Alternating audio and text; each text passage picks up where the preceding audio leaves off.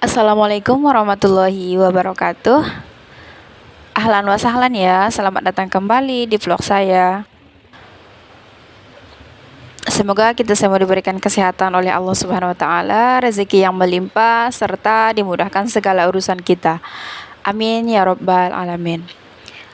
Hai semuanya, di video kali ini saya ingin berbagi tips tentang bagaimana kita memulai hidup hemat di 2023. Sebagaimana kita ketahui bahwa hemat merupakan pangkal kaya ya teman-teman. Jadi apa salahnya nih kalau kita berhemat? Irit bukan berarti pelit ya. Nah, kita harus bedakan irit bukan berarti pelit. Siapa nih yang sering keluar rumah tapi lampunya tetap nyala alias lupa mematikan? Nah, ini salah satu membuat kita tidak hemat ya teman-teman. Jadi ketika kita pergi atau keluar dari rumah, usahakan lampu itu semuanya dalam keadaan mati, supaya itu tetap membuat kita hemat. Kresek sangat bermanfaat ya bagi ibu-ibu semua, alias bisa digunakan sebagai tempat sampah. Kita tidak perlu membelinya lagi karena ujung-ujungnya nanti juga akan dibuang. Ternyata uang receh itu bisa jadi penyelamat ketika masa sulit.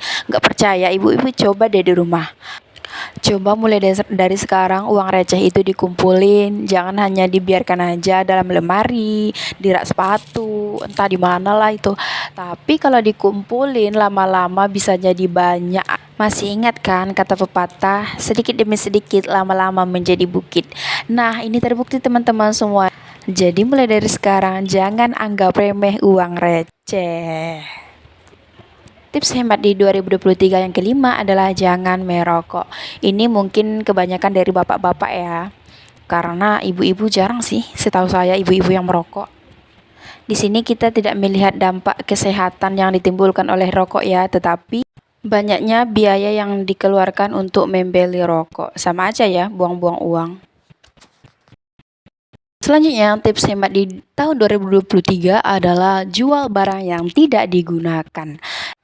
Misalnya barang yang rusak kita itu seperti lemari kulkas, rice cooker, atau yang lainnya yang tidak digunakan lagi. Daripada menumpuk di rumah, mending kita jual, terus kita dapat cuan deh. Nah, tips yang ketujuh adalah beli grocery online.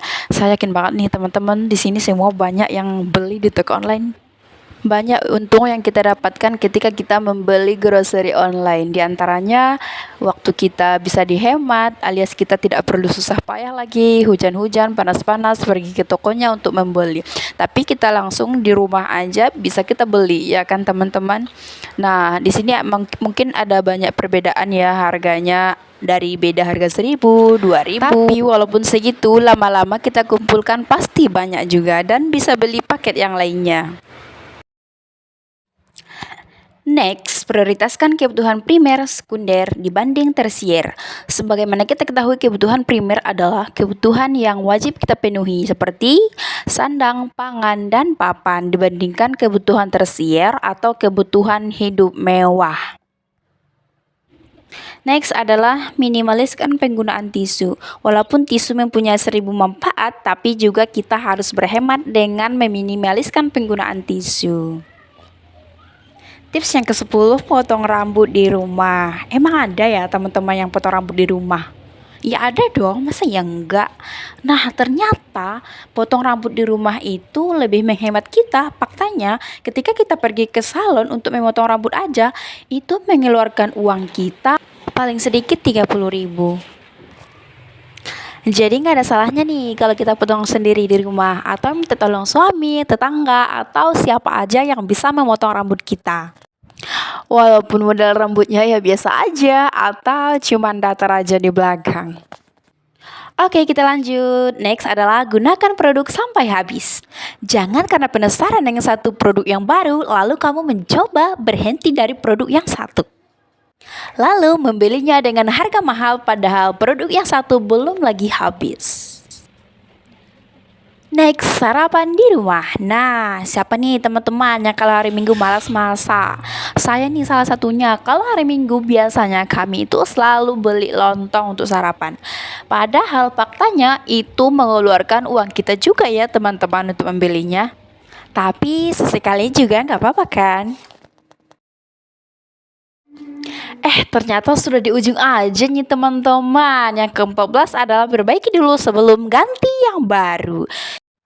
Banyak cara ya yang bisa kita gunakan untuk memperbaiki barang yang rusak. Misalnya, lihat tutorial di YouTube, atau baca buku, atau searching di Google. Nah, bagi kita semua, silakan perbaiki dulu barang yang rusak sebelum diganti ke yang lebih baru.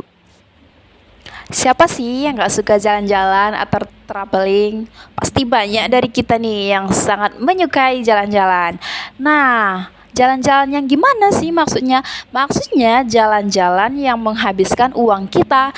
Misalnya setiap weekend harus pergi ke mall. Jadi untuk lebih menghemat pengeluaran kita bisa atur waktu. Misalnya dalam 1 bulan kita pergi ke mall itu hanya 2 kali saja. Nah, dari situ kita akan mengetahui seberapa banyak pengeluaran kita ketika kita mengurangi keluar rumah atau ke mall.